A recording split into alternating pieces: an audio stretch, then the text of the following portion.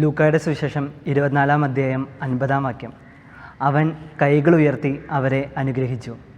ഇതാ മറ്റൊരു നോമ്പുകാലം കൂടി നമുക്കായി മാറ്റിവെക്കപ്പെട്ടിരിക്കുന്നു. ഞാനൊരു അനുഗ്രഹമാണെന്ന് തിരിച്ചറിയാനും എന്നിലെ അനുഗ്രഹങ്ങളെ കണ്ടെത്തുവാനും എല്ലാറ്റിനെയും എല്ലാവരെയും അനുഗ്രഹിക്കാനുമുള്ള ഒരു കാലഘട്ടമാണ് നോമ്പുകാലം.